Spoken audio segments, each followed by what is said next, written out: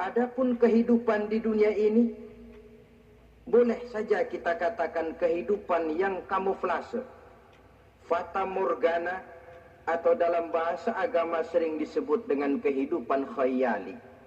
Ia berubah, ia bertukar, ia berganti oleh pergeseran masa dan pertukaran waktu. Kita jadi orang kaya di dunia, bagaimanapun kayanya kita, kekayaan itu tidak lain adalah kekayaan khayali namanya.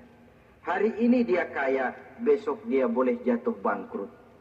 Tengoklah orang-orang kaya di dunia ini, yang tidak cuma sekedar memperkaya diri untuk dirinya sendiri saja, tapi kadang-kadang sudah mempersiapkan untuk anak-anaknya, untuk cucu-cucunya, untuk iparnya, untuk besannya, pendeknya untuk seluruh keluarganya.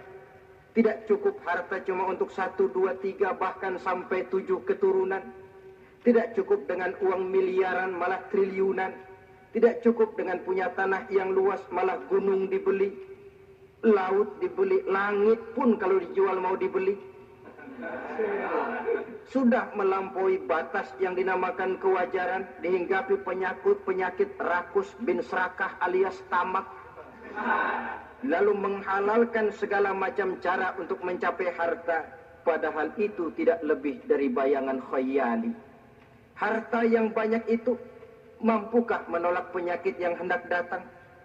Harta yang banyak itu mampukah menahan tumbuhnya uban selembar di atas rambutnya?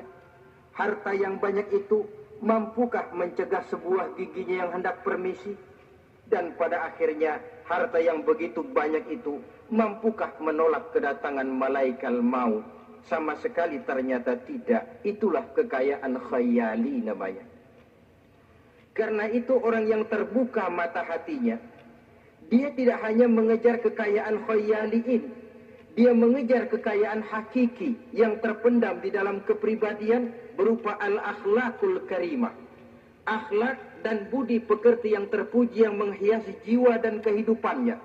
Ada sifat sabarnya, ada sifat syukurnya, ada sifat qanaahnya, dan segala macam akhlak yang terpuji. Itulah kekayaan jiwa yang tidak bisa dinilai dengan materi. Kita punya pangkat, jabatan, kedudukan tinggi, pangkat apapun di dunia ini sesungguhnya tidak lebih dari pangkat khayali. Buktinya bahwa dia pangkat khayali, pangkat di dunia ini selalu ada bekasnya. Saudara kenal ada bekas camat? Ada? Ada bekas lurah, ada bekas gubernur, ada bekas menteri, ada bekas presiden. Hari ini dia lurah, besok bekas lurah. Hari ini dia camat, besok bekas camat. Hari ini dia menteri, besok bekas menteri. Pangkat khayali. Maka Quran menganjurkan jangan pangkat khayali yang kita kejar mati-matian. Sampai menggunakan sistem jilat atas, injak bawah, sikut kiri kanan, yang penting dapat kedudukan. Padahal itu tidak lebih daripada pangkat khayali. Quran menganjurkan carilah pangkat hakiki. Kedudukan di sisi Allah, maqam di sisi Allah, itulah pangkat yang sebenarnya. Apa jalan ke arah sana? Quran memberikan petunjuk. وَمِنَ اللَّيْلِ فَتَهَجَّدْ بِهِ نَافِلَةً لَكَ عَسَىٰ أَن يَبْعَثَكَ رَبُّكَ مَقَامًا مَحْمُودًا. Di keheningan malam, dikala orang tidur nyenyak, bangunlah engkau tahajud kepada Allah Tuhanmu.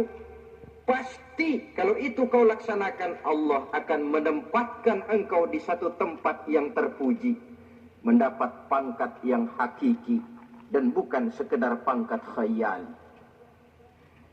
Kita berusia muda, muda kita ini pun muda khayali. Berapa lama kita muda?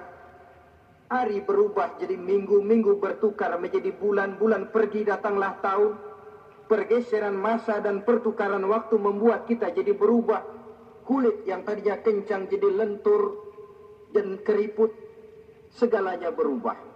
Oleh karenanya, pada kehidupan di surga nanti, orang akan menemukan kehidupan yang hakiki, yang tidak akan pernah berubah untuk selama-lamanya.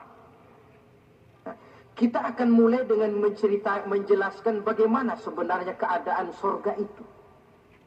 Pertama, luasnya. Berapa sih luasnya surga? Dengan logika, sekarang ini dunia dihadapi dengan kekhawatiran terhadap peledakan penduduk yang nyaris tidak terkendali. 5 miliar lebih jumlah manusia yang nongkrong di permukaan bumi. Tapi sesungguhnya planet bumi yang kita tinggali ini cuma satu planet kecil dari 9 buah planet yang berada dalam sistem tata surya matahari yang lazimnya kita namakan galaksi. Selain tata surya matahari yang namanya galaksi itu, masih terdapat lagi galaksi-galaksi lain yang dengan sendirinya juga dikitari oleh planet-planet lain. Dan bumi kita yang kita tinggali ini, yang dihuni oleh tidak kurang 5 miliar manusia, hakikatnya cuma setitik debu di tengah angkasa alam yang luas ini. Oleh karenanya, di dalam surah Ali Imran ayat 173, ayat 133, Allah Subhanahu wa taala menjelaskan, "Wasari'u ila maghfiratin min rabbikum wa jannatin 'arduha as-samawati wal ardu u'iddat lil muttaqin." Bersegeralah kamu menuju ampunan Allah dan surga yang luasnya seluas langit dan bumi. Seluas langit dan bumi. Sedangkan langit oleh mata telanjang ini kan tidak pernah kelihatan. Yang nampak oleh kita biru di atas itu cuma batas titik pandangan manusia yang terjauh. Dan konon itu adalah refleksi sinar matahari yang menyentuh air laut, melahirkan warna biru. Sedangkan hakikat langit itu sendiri sampai hari ini belum terjangkau oleh kemajuan ilmu pengetahuan. Sejauh-jauhnya manusia pergi baru ke bulan. Mungkin dalam beberapa tahun mendatang dia akan pergi ke planet-planet Mars dan planet-planet lainnya. Tapi itu masih terbatas dalam sistem tata surya matahari atau galaksi kita ini. Belum lagi sampai kepada langit yang pertama. Surga yang disediakan untuk orang-orang saleh ini luasnya seluas 7 lapis langit dan bumi. Jadi saudara tidak usah berpikir khawatir di surga nanti kehabisan kapling. Di dunia ini saja masalah tempat tinggal sekarang ini jadi masalah pelik karena memang peledakan penduduk seiring dengan perkembangan tentang lapangan kerja yang harus disiapkan, sekolah yang mesti disediakan, sarana pendidikan yang harus disiapkan, rumah sakit untuk menjaga kesehatan, dan kompleks betul masalahnya. Tetapi di surga nanti, arduhas samawati wal ard, luasnya seluas 7 lapis langit dan bumi. Satu keluasan yang hanya Allah saja yang maha tahu tentang batas-batasnya. Itu tentang luasnya surga. Lalu bagaimana keadaan di surga? Apakah ada bangunan-bangunan, taman-taman, kebun-kebun? Tentu ada. Di surga ada kebun yang tanamannya berupa tumbuh-tumbuhan dan menghasilkan buah-buahan yang buah-buahannya pun boleh dimakan oleh manusia. Karena tidak akan pernah ada larangan lagi dalam kehidupan di sana. Dalam surah Ar-Rahman ayat 54 misalnya, kita dapati penjelasan dari Allah Subhanahu wa taala, "Wajanal jannataini dan." Begitu juga dalam surah Waqiah ayat 32 dan 33. Allah menjelaskan, "Wa fakihatin katsiratin la maqtu'atin wa la mamnu'ah." Dan di dalam surga itu terdapat buah-buahan yang sangat banyak sekali, yang tidak pernah putus-putusnya, wala mamnu'ah, dan tidak dilarang untuk mengambilnya. Yang dimaksud la maqtu'ah, tidak terputus, artinya buah-buahan di surga itu begitu kita petik keluar lagi gantinya. Dipetik lagi, keluar lagi gantinya. La maqtu'ah, tidak pernah putus. Lainkan pohon di dunia ini. Ini hari kita petik, keluar lagi kapan? Musim tahun depan. Nungguin kita. La maqtu'ah, tidak pernah terputus buah-buahan itu. Wala mamnu'ah, dan tidak terlarang untuk memetiknya. Adakah pohon pisang? Pohon pisang ada. Anggur, anggur banyak. Delima pun ada. Tetapi sekali lagi, bagaimanapun hakikat buah di surga cuma sama dalam nama, tapi lain dalam wujudnya. Nanti saudara pikir, di surga pisang. Di sini juga banyak kalau cuma pisang mah. Di surga anggur. Di pasar banyak anggur. Ini cuma nama yang sama. Hakikatnya tentu berbeda. So, kalau hakikatnya juga sama, ya nggak usah sampai ke akhirat, di sini pun cukup. Adanya nama-nama ini cuma untuk memberikan gambaran tentang buah-buah yang ranum, yang nikmat, yang lezat, dan yang digemari oleh manusia. Dan jangan heran, kalau di dunia ini biasanya pohon itu akarnya di bawah, buahnya yang di atas, maka di surga nanti terbalik pohon itu. Akarnya yang di atas, buahnya yang ke bawah. Sehingga orang nggak perlu tangga dan ngambil buah, tinggal metik saja, nggak perlu naik, nggak perlu manjat, nggak perlu bersusah payah. Saudara-saudara kaum muslimin rahimakumullah.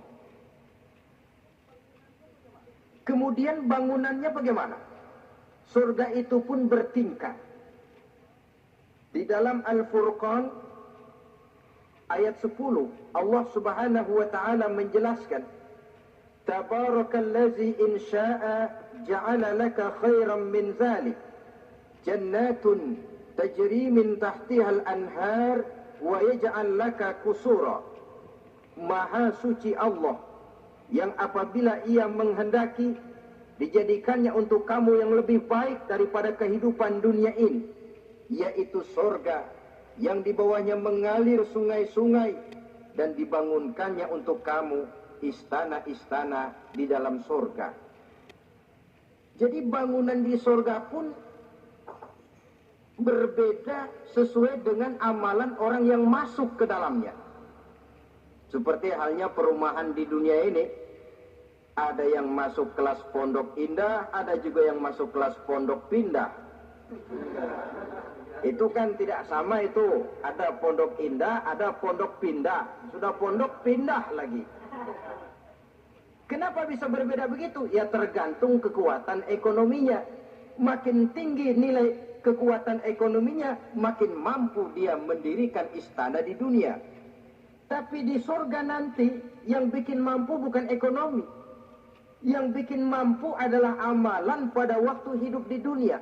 Makin banyak amalnya, dengan sendirinya makin baguslah istananya di surga. Tetapi yang namanya surga, dapat empernya juga sudah lumayan betul itu. Seemper-empernya surga masih jauh lebih baik daripada sebagus-bagus istana di dunia ini. Taj Mahal, bangunan yang mengagumkan. Istana Raja Persia, bangunan yang menggiurkan. Sehebat-hebatnya istana dunia, masih jauh lebih mending empernya surga. Konon ya, menurut satu riwayat, baunya surga itu sudah bisa dicium 40 tahun perjalanan. Menurut riwayat lain, 500 tahun perjalanan. Menurut riwayat satu lagi, 70 tahun perjalanan. Baunya surga sudah dapat dicium oleh manusia. Saudara-saudara kaum muslimin rahimakumullah.